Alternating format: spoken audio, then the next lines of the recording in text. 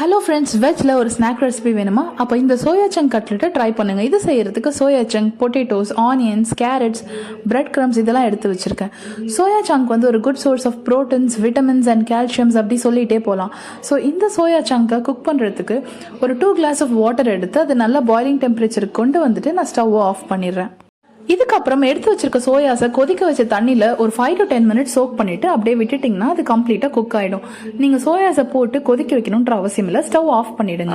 Cook ஆன சோயாஸை தனியாக எடுத்துருங்க. அந்த தண்ணியை நல்லா ட்ரெயின் பண்ணிடுங்க. ட்ரெயின் பண்ணதுக்கு அப்புறமும் சோயாஸில் கொஞ்சம் வாட்டர் இருக்கும். ஸோ அந்த எக்ஸஸ் வாட்டரை ரிமூவ் பண்ணுறதுக்கு நீங்கள் சோயாஸை கொஞ்சம் பிழிஞ்சு விட்டிங்கனாலே மீதி இருக்க வாட்டரும் வெளியே வந்துடும்.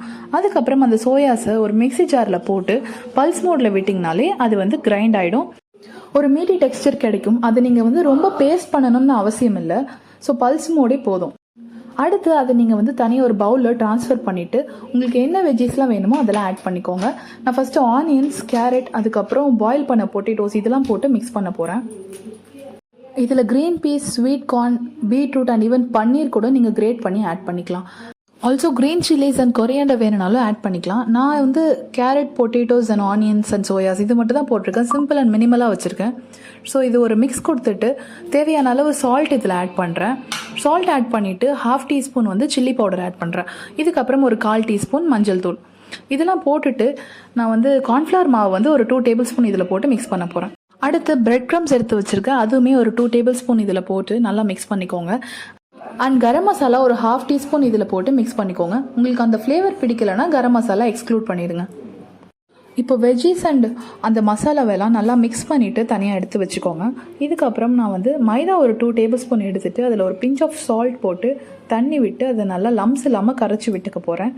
இதெல்லாம் பண்ணிவிட்டு நம்ம எடுத்து வச்சுருக்க அந்த வெஜ்ஜி ஃபில்லிங்ஸை வந்து நம்ம ரோல் அவுட் பண்ணிவிட்டு அதை வந்து தட்டி விட்டுக்கோங்க. உங்களுக்கு எந்த ஷேப் வேணுமோ அந்த ஷேப்பை எடுத்துகிட்டு நான் வந்து ரவுண்டாக ஒரு ஃப்ளாட் பண்ணி வச்சுருக்கேன்.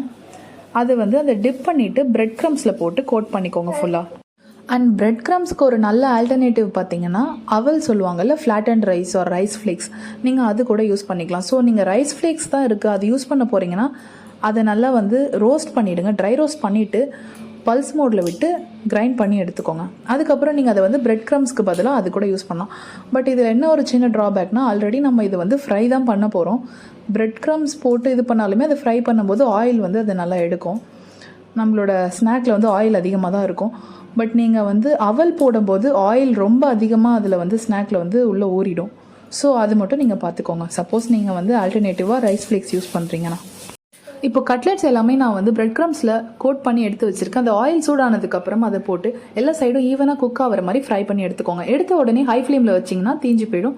ஸ்லோ ஃப்ளேமில் வச்சுட்டு அதுக்கப்புறமா ஹை ஃப்ளேமில் வச்சு குக் பண்ணி எடுத்துக்கோங்க. ட்ரை பண்ணி பாருங்கள். தேங்க்யூ ஃபார் வாட்சிங்.